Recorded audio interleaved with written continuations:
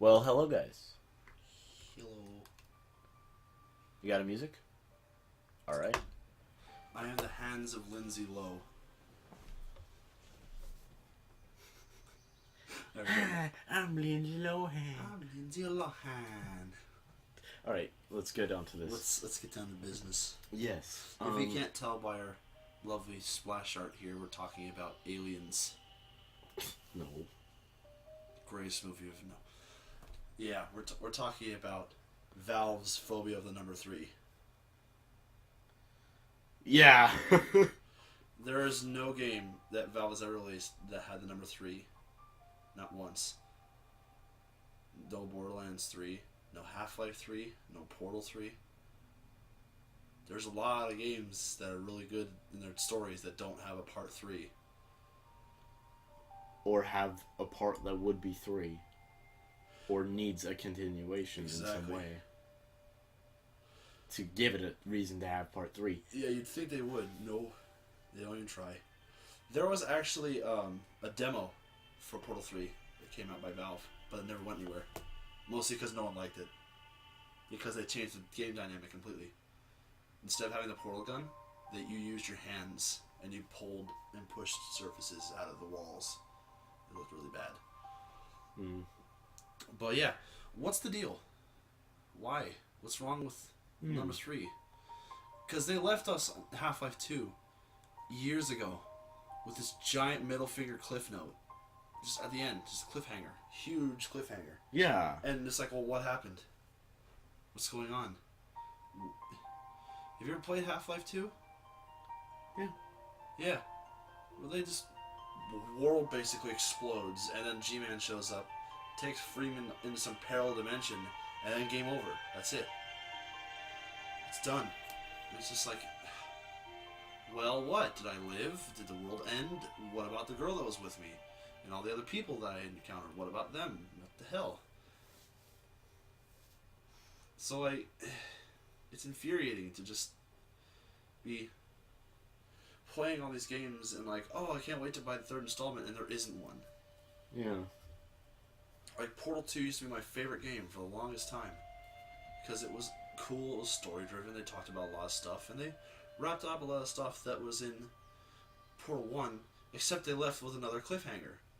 When Chell left the facility with the companion cube, there was a city in the background. That city was where Half-Life 2 took place. Because there's a huge theory going around that Chell is Gordon Freeman's daughter. Yeah. So that's a huge, like, red flag going up. Like, well, why didn't you do something with that? You have the right materials, and the game shouldn't be that. It should be writing itself. There's a fan fictions about it. Just work around some of them. Iron out some stuff. It's not that hard. Yeah, even I would just be like, release a game in each one. But it's like you can see throughout the game, like, the things from the other game happening at the same time. Yeah, it's a lot of overlap. You know, it's actually a really messed up thing that they confirmed for Portal 2, that the companion cube has a person in it. Yeah. That's really messed up to think about. It's really messed up. Because don't you throw one into an incinerator? In the first game. Yeah. You have to throw an incinerator to pass the level. And all levels that have the companion cube in it don't have the emancipation grid, which destroys any artificial matter, because the person inside is not artificial matter. It's a person. So the person would be fine. A corpse would fall out, or a person would fall out, and the box would be destroyed. But it's just, there's so many good little tidbits and details, and GLaDOS is really interesting. You know, she's a great villain for a potato. If those of you remember that, good for you. But, you know, they had so much to work with. And they could have done so much with the universe that they built, but they didn't do anything with it. Yeah. They built something that a lot of people were interested in, and then Gone. Like a light.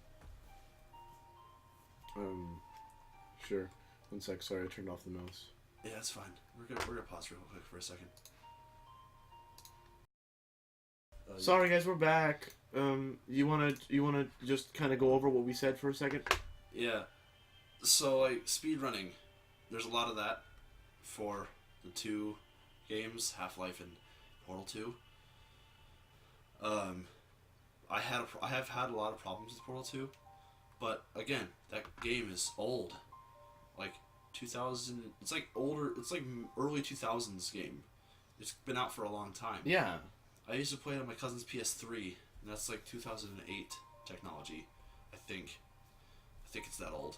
I'm not positive, but I had a lot of problems with it where, you know, if you didn't land on a surface properly, and you'd clip right through the floor if you missed, and it'd make no sense. I beat the first game in 5 minutes because I fell through the map into the exit. And it was, I got the bad ending, of course, for that one because I fell into the cake room, which is, there is a hit, if you equip no clip and fly into the cake room, you get the bad ending and the game's over. Hmm. Because if you play the game or watch any of the stuff, there's a scientist guy that's mentioned throughout the Portal 2 that's like crazy. He's like, you know, companion cubes have people in it, and don't trust the cake is a lie. That's where that comes from, because GLaDOS poisons the cake, and if you get the cake, it's a bad ending.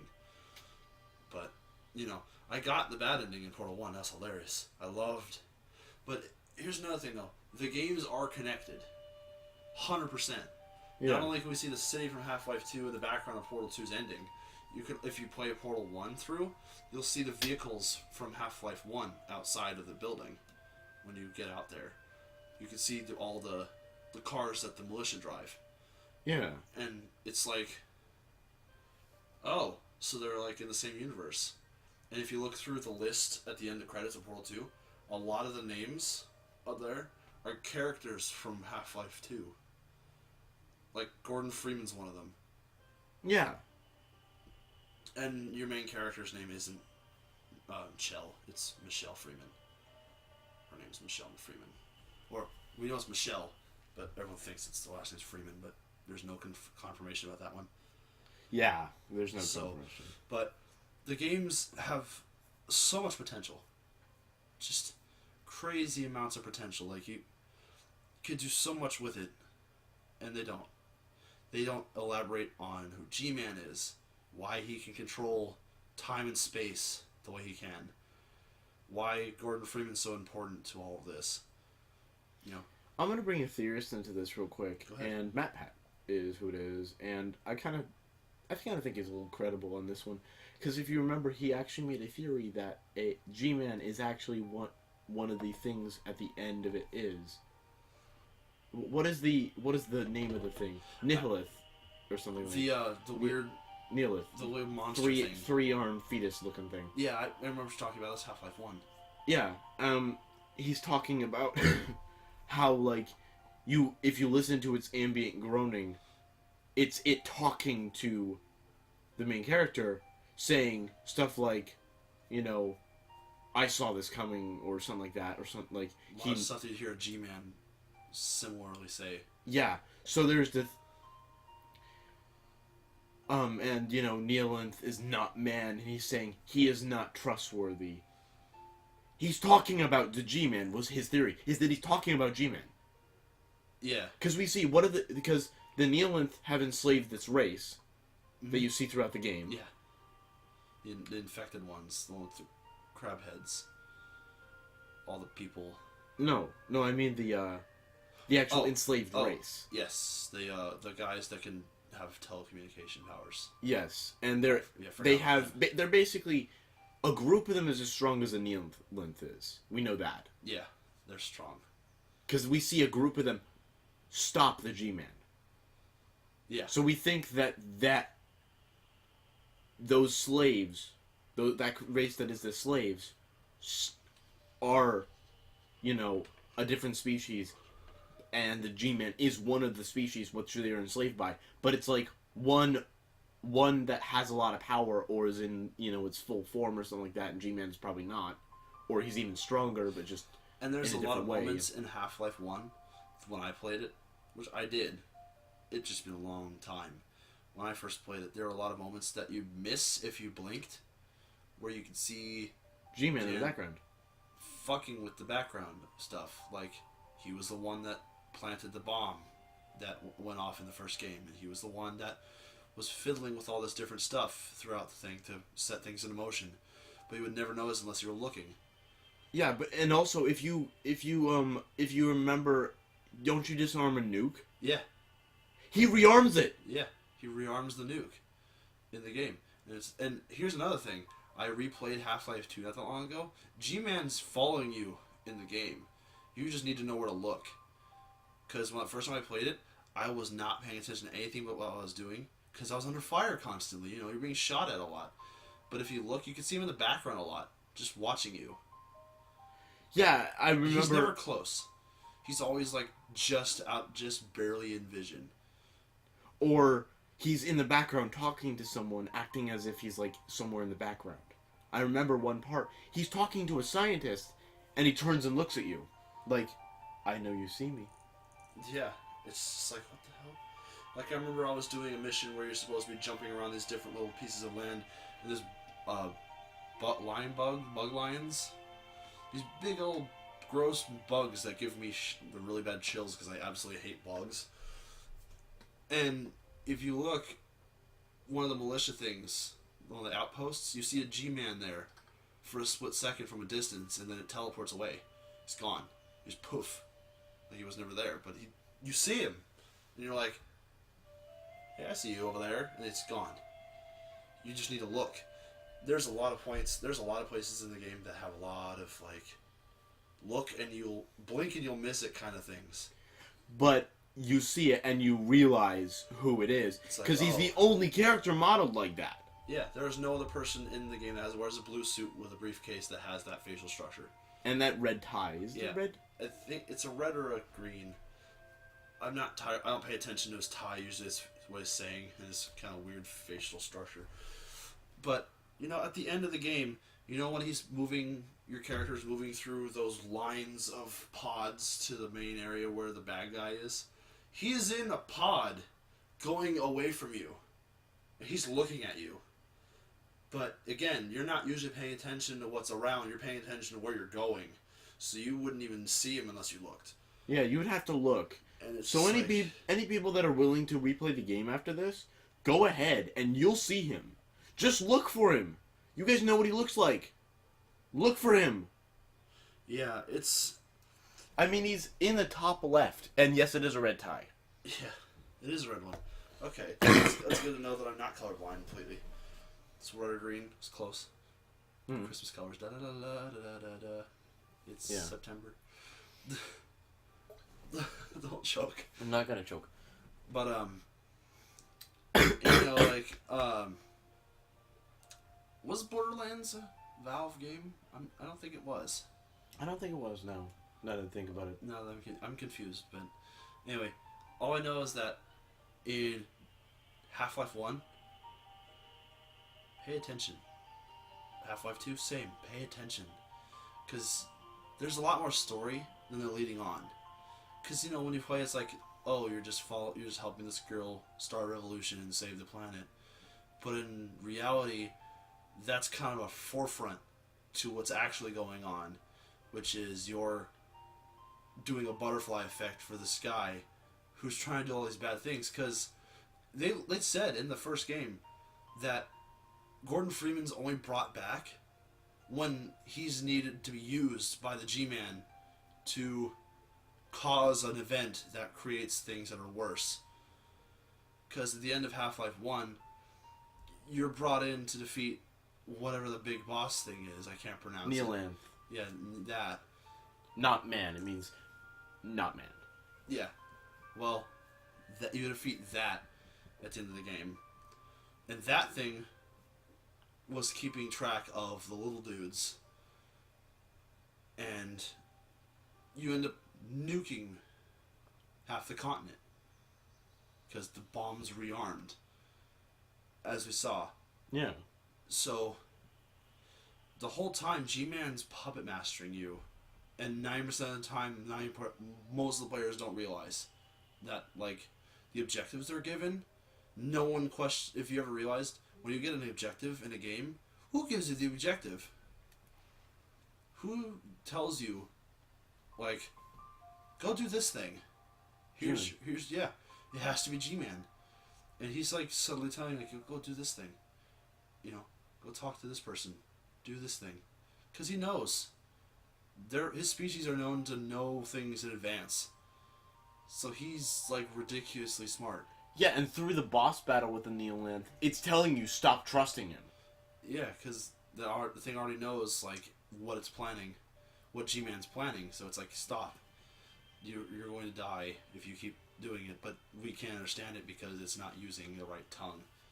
It's too low of tones for us to understand properly. But, you know, and Portal, that's another thing that not many people noticed. When you play Portal 2 through Wheatley, when he's connected to GLaDOS' body, not only does GLaDOS follow you around on the thing, Wheatley does too. I noticed that, and it freaked me out. Because when I was a kid, I played Portal 2 first all the way through. I was like a 10-year-old kid, and I played it all the way through. It was the most fun game I ever played. Until I played it again when I turned 17.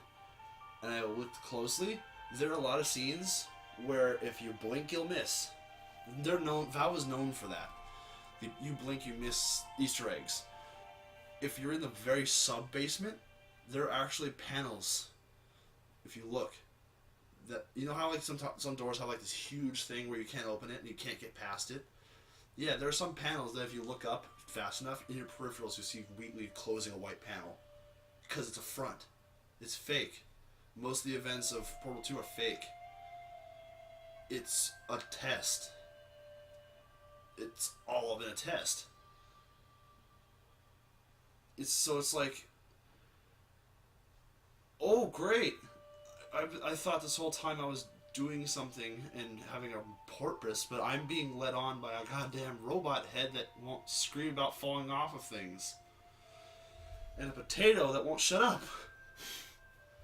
But, you know, it just kind of sucked that she wasn't a baked potato. That would have been funny to have a high GLaDOS. Pun intended. Anyway, but yeah, how long have we been on for? I'm not paying attention to the time. I'm just talking. Yeah, I mean, we're just going for like 30 minutes here. So we're aiming for these are like short episodes for you, isn't it? No, average is 20, and we're actually at 17. 38. A. I was like, hey, what's up? Hello. All right, stop it. Oh. Sorry. But yeah. So I'm glad that we kind of got this time to talk about this kind of thing. I think we'll end it off here since we're kind of winding down about this. Yeah, we're kind of just rambling on about the same thing now. Yeah. So. I mean, that's what you do, really. Yeah, you get to a conversation about something, you tend to be repetitive by accident without even realizing. Yeah. But yeah, so that was fun. Let's see what we can figure out for the next episode. Yeah, we'll figure out something. Alright, yeah. Thanks, guys. Au revoir. We're still recording.